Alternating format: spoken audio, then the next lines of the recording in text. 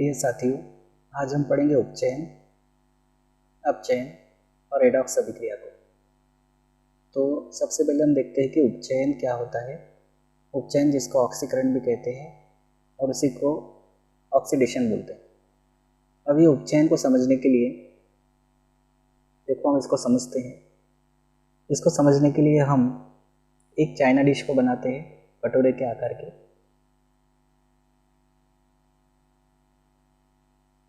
इस तरह से बनाई हमने चाइना डिश। इसका नाम लिख देते हैं चाइना डिश।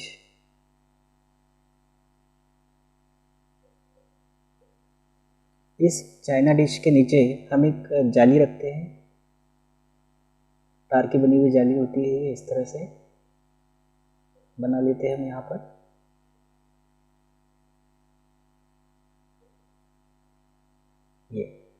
ये हमारी तार की बनी हुई जाली है और ये पूरी व्यवस्था जो है इसको हम एक 3 पैरों वाले स्टैंड पर रखते हैं। लोहे का बना हुआ होता है 3 पैरों वाला स्टैंड, जिसको कहते हैं त्रिपाद स्टैंड।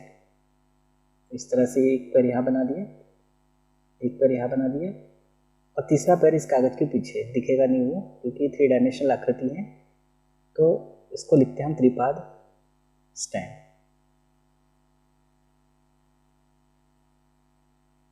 इसके नीचे हम एक बर्नर लगा देते हैं।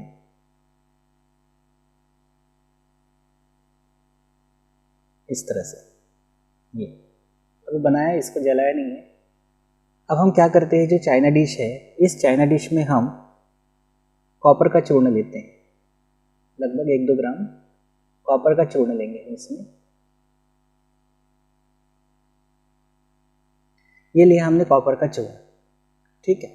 कॉपर का चूर्ण लेने के बाद हम बर्नर की सहायता से ये जो कॉपर का चूर्ण है इसको गर्म करेंगे। कॉपर के चूर्ण को बर्नर की सहायता से गर्म करेंगे। जैसे ही हम कॉपर के चूर्ण को बर्नर की सहायता से गर्म करेंगे, क्या होता है, जो कॉपर का चूर्ण है, इस कॉपर के चूर्ण पर क्यूप्रिक ऑक्साइड, जिसका फार्मूला है CuO, इस क्यूप्रिक ऑक्साइड की काली परत चढ़ जाती है। तो कहने का मतलब ये है कि जो कॉपर का चूर्ण है, ये कॉपर का चूर्ण पड़ जाता है काला। क्यों काला पड़ जाता है? क्योंकि इसके ऊपर क्यूप्रिक ऑक्साइड की काली परत चढ़ जाती है। ऐसा क्यों होता होगा? ऐसा इसलिए होता है क्योंकि यहाँ हमने लिया कॉपर का चूर्ण, यानी कॉपर Cu, कॉपर का चूर्ण लिया। ये कॉपर का चूर्ण ऑक्सीजन के साथ क्रिया करता है। ऑक्सीजन को हम O2 लिखते हैं, द्विपरमाणुक होता है। यहाँ पे हमने गर्म किया है तो हम लिख देते हैं यहाँ तापन करते हैं, गर्म करते हैं। तो जब हम कॉपर चूर्ण को गर्म करते हैं तो ये कॉपर का चूर्ण जो है ये ऑक्सीजन के साथ क्रिया कर लेता है, और जब ऑक्सीजन के साथ क्रिया करता है तो बनाता है CuO मतलब क्यूप्रिक ऑक्साइड। इसका नाम है क्यूप्रिक ऑक्साइड।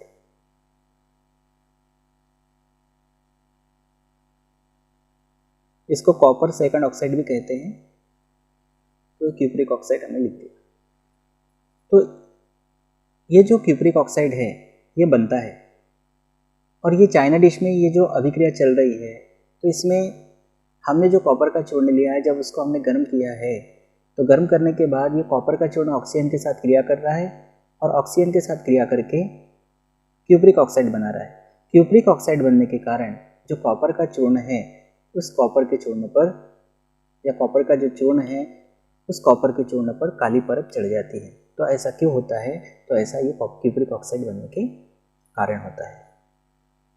अब यहाँ पे अगर आप देखोगे तो कॉपर जो है, इस कॉपर पर ऑक्सीजन का क्या हुआ है? योग हुआ है। ऑक्सीजन का योग हुआ है। तो हम ये कह सकते हैं, उपचयन को हम कह सकते हैं कि उपचयन कब होता है?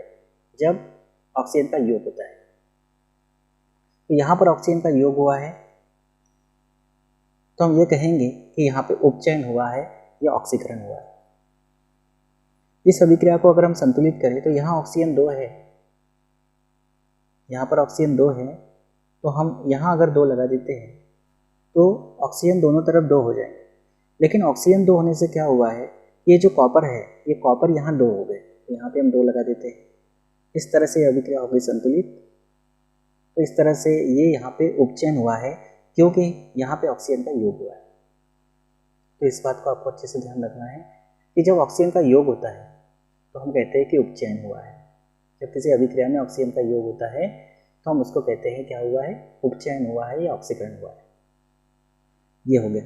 अब अगर मान लीजिए ये जो पदार्थ बना है क्यूप्रिक ऑक्साइड, ये जो पदार्थ बना है क्यूप्रिक ऑक्साइड, इस क्यूप्रिक ऑक्साइड के ऊपर अगर हम हाइड्रोजन गैस को प्रवाहित कर दें, क्यूप्रिक ऑक्साइड के ऊपर क्या कर दे, हाइड्रोजन गैस को प्रवाहित कर दे, तो क्यूप्रिक ऑक्साइड का फार्मूला लिया हमने वापस।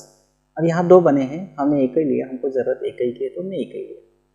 ये जो क्यूप्रिक ऑक्साइड है, इस क्यूप्रिक ऑक्साइड के ऊपर अगर हम हाइड्रोजन गैस प्रवाहित कर दें, हाइड्रोजन गैस को प्रवाहित कर दे, तो यहाँ से ये जो ऑक्सीजन है, ये ऑक्सीजन हाइड्रोजन के साथ चली जाएगी और हाइड्रोजन के साथ जाके बन जाएगा H2 और कॉपर आपको वापस मिल जाएगा यहाँ पर। यह है जल। अब यहाँ पर क्या हुआ है, ऑक्सीजन जो है ये निकल गया है। निकलने को कहते हैं ह्रास हुआ है। ह्रास मतलब कमी हो गई, ऑक्सीजन निकल गया। यानी इस अभिक्रिया में देखो तो ऑक्सीजन निकल गया, तो ऑक्सीजन निकल गया मतलब ऑक्सीजन का ह्रास हो गया इसमें से। तो हम ये कह सकते हैं कि ये ऑक्सीजन का ह्रास हुआ है, मतलब यहाँ हुआ है अपचयन। अपचयन हुआ है, ऑक्सीजन का जो निकलना है उसको हम कहते हैं अपचयन। इसी को कहते हैं अवकरण। ये शब्द बहुत कम उपयोग होता है और ये भी इसका एक नाम है, अवकरण, या इसी को बोलते रिडक्शन। इस तरह से आप इसको समझिए। तो यहाँ पर ऑक्सीजन का ह्रास हुआ है और ऑक्सीजन का ह्रास होने के कारण हम कहेंगे यहाँ पे हुआ है अपचयन। तो सीधे शब्दों में अगर हम कहें तो यहाँ हम ऑक्सीकरण और अपचयन दोनों को हम परिभाषित कर सकते हैं। हम क्या कह सकते हैं, हम ये कह सकते हैं कि कोई पदार्थ है, अगर कोई अभिक्रिया हो रही है, जैसे ये अभिक्रिया हो रही है, इस अभिक्रिया की अगर हम बात करें तो हम उपचयन की परिभाषा दे सकते हैं। क्या दे सकते हैं उपचयन की परिभाषा? हम ये कह सकते हैं कि यदि किसी अभिक्रिया में, यदि किसी अभिक्रिया में, जैसे ये अभिक्रिया हो रही है, यदि किसी अभिक्रिया में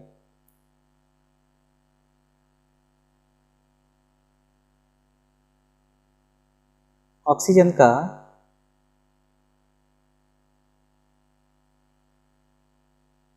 योग होता है,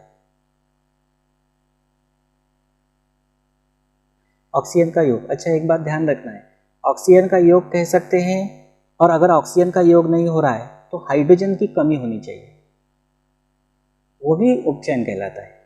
ऑक्सीजन का योग हो या हाइड्रोजन की कमी हो, यहाँ पे हाइड्रोजन की बात नहीं है, लेकिन ऑक्सीजन का योग या हाइड्रोजन का ह्रास, उल्टा हाइड्रोजन का ह्रास।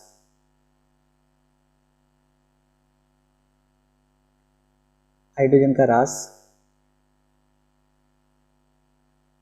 होता है तब उस अभिक्रिया को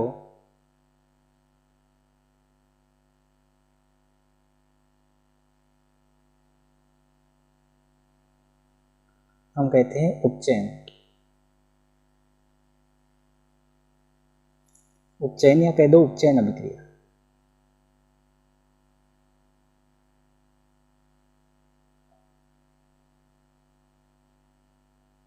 कहते हैं। तो ये उपचयन की परिभाषा हो गई। क्या कहा हमने परिभाषा में? हमने ये कहा कि अगर मान लीजिए कोई अभिक्रिया है और अगर किसी अभिक्रिया में ऑक्सीजन का योग होता है, ऑक्सीजन का योग या हाइड्रोजन का ह्रास, वैसे अगर आप ये नहीं लिखना चाहते तो नहीं भी लिख सकते हैं, आप इतना भी लिख सकते हैं कि यदि किसी अभिक्रिया में ऑक्सीजन का योग होता है तब उस अभिक्रिया को उपचयन अभिक्रिया कहते हैं। अब इस अभिक्रिया में ऑक्सीजन का योग हुआ है, इसके साथ जुड़ा है, और जुड़ने के कारण हम ये कह सकते हैं कि यहाँ पे उपचयन हुआ है या ऑक्सीकरण हुआ है। बात एक ही है। अब बात आती है अपचयन की।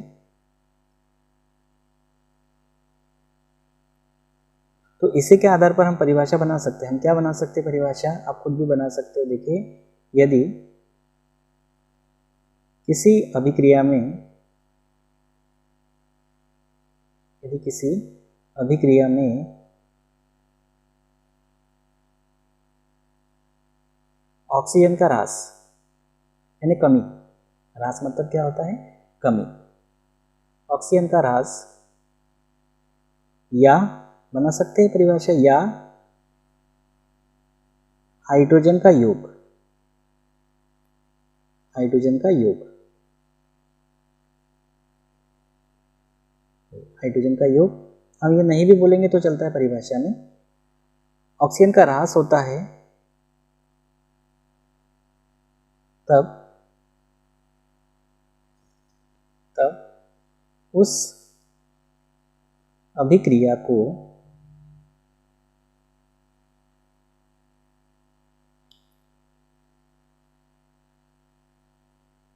अपचयन अभिक्रिया कहते हैं।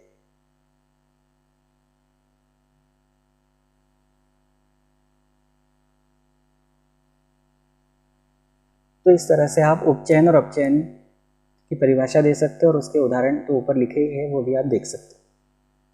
अच्छा, एक बात और आपको समझना है कि यहाँ पर जो है ऑक्सीजन का योग हुआ है, मतलब इसका क्या हुआ है, यहाँ पे उपचयन हुआ है, तो यहाँ इसका उपचयन हुआ है, मतलब ये उपचयित हुआ है।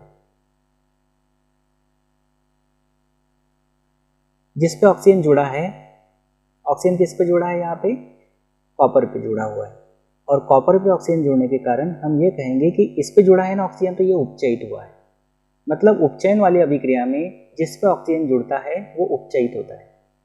अब यहाँ पे ऑक्सीजन का ह्रास कहाँ से हुआ, यहाँ से, मतलब ये अपचयित हुआ है। इस बात को समझना। क्या कहा मैंने यहाँ कहा है कि जिस पर ऑक्सीजन जुड़ता है, इस पर ऑक्सीजन जुड़ रहा है, यह अभिक्रिया तो उपचयन है, जिस पर ऑक्सीजन जुड़ रहा है वो उपचयित हो रहा है। और यहाँ पर अपचयन हो रहा है, अपचयन में ऑक्सीजन निकल रहा है, जिससे ऑक्सीजन निकल रहा है वो अपचयित हुआ है। तो इस बात को बहुत अच्छे से आप ध्यान रखना, जिस पर ऑक्सीजन जुड़ता है वो उपचयित होता है, और जिसमें से ऑक्सीजन निकलता है वो अपचयित होता है। ठीक है, परिभाषा के आधार पर ही लिखा है, तो मुझे लगता है आप समझ गए होंगे ये वाली बात। अच्छा, अब हमको समझना है एक और अभिक्रिया जिसका नाम है रेडॉक्स अभिक्रिया। रेडॉक्स, या इसको कहते हैं उपापचयन। ये जो उपापचयन शब्द है, ये उपापचयन शब्द उपचयन और अपचयन से मिलकर बना है, या इसको हम कह सकते हैं उपचयन, अपचयन, अभिक्रिया, ये तीनों इसके नाम हैं। ठीक है, तो जो अभिक्रिया हमने देखी सिंपली, उसी अभिक्रिया को फिर से हम एक बार देखते हैं। जैसे मैंने अभी आपको बताया था क्यूप्रिक ऑक्साइड, इस पर हाइड्रोजन का योग होता है और क्रिया होकर बनता है H2O प्लस C। अब इस अभिक्रिया में अगर आप देखोगे, इस अभिक्रिया में, तो आप ये देखो यहाँ पर ये जो कॉपर है CO, कॉपर नहीं CuO है, इससे इसको मैं अगर दिखाऊं और इससे मैं इसको अगर दिखाऊं, तो आप इस अभिक्रिया में क्या देख पाओगे कि यहाँ इससे अगर इसको दिखाना चाहे तो इसमें से ऑक्सीजन निकला है तब ये बना है, इसमें से ऑक्सीजन निकला है तब ये बना है। इसका मतलब यह है कि इसमें से ऑक्सीजन निकला है, यहाँ ऑक्सीजन का ह्रास हुआ है, मतलब यहाँ हुआ है अपचयन, क्योंकि ऑक्सीजन का ह्रास हुआ है। तो परिभाषा भी ऑक्सीजन का ह्रास होता है तो अपचयन, ध्यान रखना ये शब्द अपचयन है। और यहाँ पे आप देखोगे तो इससे अगर इसको देखो, इस अभिकारक से इस उत्पाद को अगर देखो, तो यहाँ ऑक्सीजन का योग हुआ है, मतलब यहाँ हुआ है उपचयन।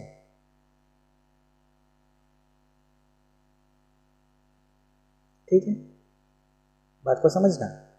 इस अभिकारक से इस उत्पाद को अगर देखोगे तो यहाँ ऑक्सीजन का ह्रास हुआ है, मतलब यहाँ हुआ है अपचयन। और इस अभिकारक से इस उत्पाद को अगर देखोगे तो यहाँ पर ऑक्सीजन जुड़ा है तब ये बना है, तो यहाँ हुआ है उपचयन। अब इसका हुआ है अपचयन, तो ये हुआ अपचयित।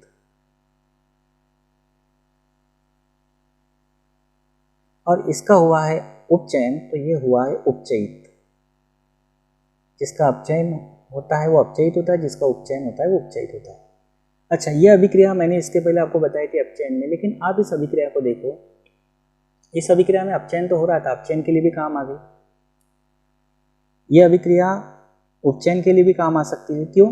क्योंकि इस अभिक्रिया में अगर आप देखोगे तो इस अभिक्रिया में अपचयन और उपचयन दोनों साथ साथ चल रहे हैं।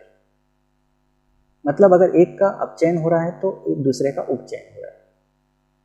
तो इस अभिक्रिया में हम ये देख पा रहे हैं कि उपचयन और अपचयन साथ साथ हो रहा है। तो इसके आधार पर हम ये कह सकते हैं, इसकी परिभाषा हम दे सकते हैं, क्या दे सकते हैं, वह अभिक्रिया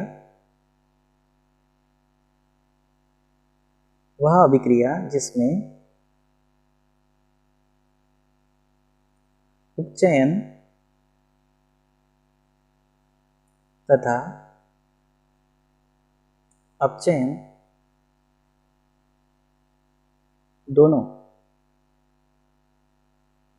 अपचयन दोनों साथ साथ होते हैं,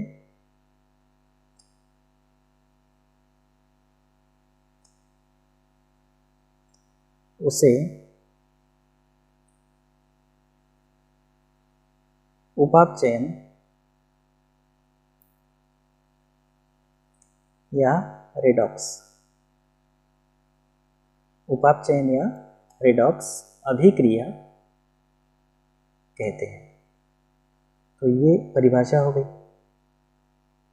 रेडॉक्स अभिक्रिया की या उपापचयन अभिक्रिया की। अच्छा, तीनों परिभाषा बहुत अच्छे से आपने समझ ली है ना। हाइड्रोजन के रास, हाइड्रोजन का योग, इसके ऊपर हमने इन अभिक्रियाओं में बात नहीं की, लेकिन आप ध्यान रखना परिभाषा में वो भी शब्द है। तो उपचयन क्या होता है?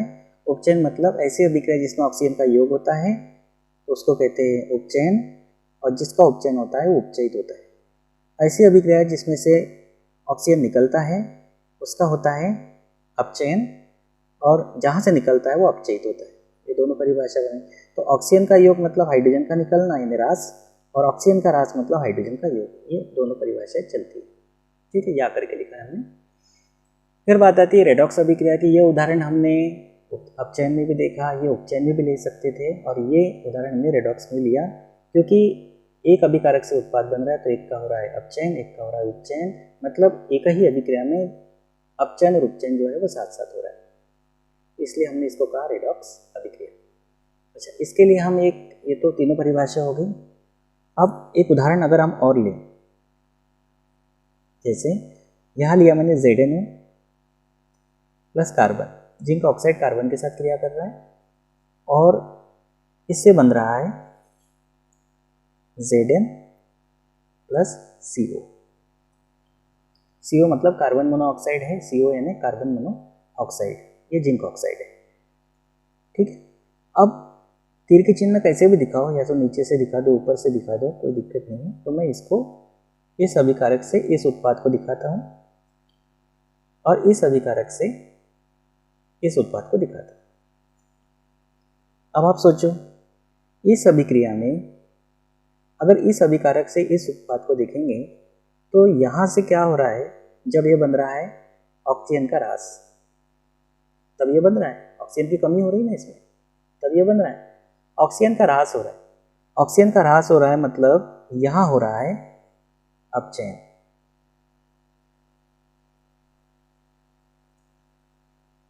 और यहाँ पर आप देखोगे तो इससे ये कब बन रहा है, इस अभिकारक से उत्पाद, जब ऑक्सीजन का योग हो रहा है, मतलब यहाँ हो रहा है उपचयन।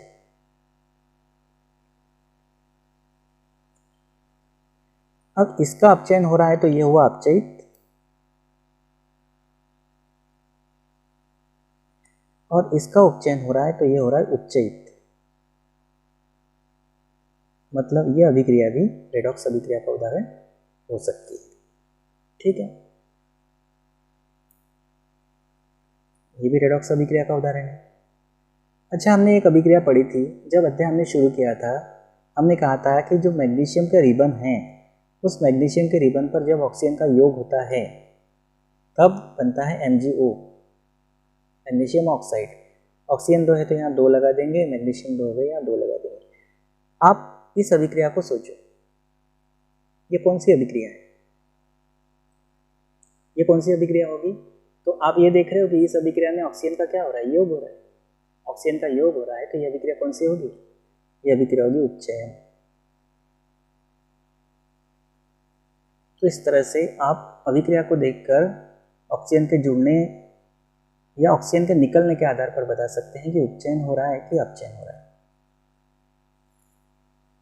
तो ये आप बहुत अच्छे से समझ सकते हैं। अच्छा, मैं एक अभिक्रिया और यहाँ पे लिख देता हूँ। देखिए, एक अभिक्रिया MnO2, इसका नाम है मैंगनीज डाइऑक्साइड। इसकी क्रिया HCl के साथ करते हैं, हाइड्रोक्लोरिक अम्ल के साथ। तो इससे बनता है MnCl2। मैंगनीज क्लोरीन के साथ क्रिया करता है MnCl2 प्लस हाइड्रोजन ऑक्सीजन के साथ क्रिया करता है तो बनता है जल, और यहाँ से क्लोरीन भी गैस के रूप में बनती है। ये अभिक्रिया होती है। मैंगनीज डाइऑक्साइड जब हाइड्रोक्लोरिक अम्ल के साथ क्रिया करता है तब बनता है मैंगनीज डाइक्लोराइड, जल और क्लोरीन गैस। गैस यानी ऊपर का तिरका चिन्ह। अब ये जो अभिक्रिया है, इस अभिक्रिया को मैं पहले संतुलित कर देता हूँ। संतुलित करने के लिए सबसे पहले ज़्यादा वाला ऑक्सीजन यहाँ 2 है तो यहाँ 2 लगा देते हैं, ऑक्सीजन 2 हो गए। ऑक्सीजन 2 होने से हाइड्रोजन 4 हो गए तो यहाँ 4 लगा देते हैं।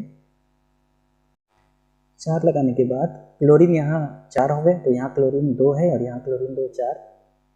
उसके बाद मैग्नीज दोनों तरफ 1 है, मतलब ये अभिक्रिया संतुलित हो गई। अब इस अभिकारक से MnO2 जो है, इस अभिकारक से इस उत्पाद को देखो और साथ में ये जो है इस अभिकारक से इस उत्पाद को देखो, ठीक है, और साथ में जल भी बना है। तो यहाँ पर क्या हो रहा है, ऑक्सीजन का ह्रास, ऑक्सीजन की कमी हो रही है तब जाके बन रहा है, मतलब यहाँ हो रहा है अपचयन।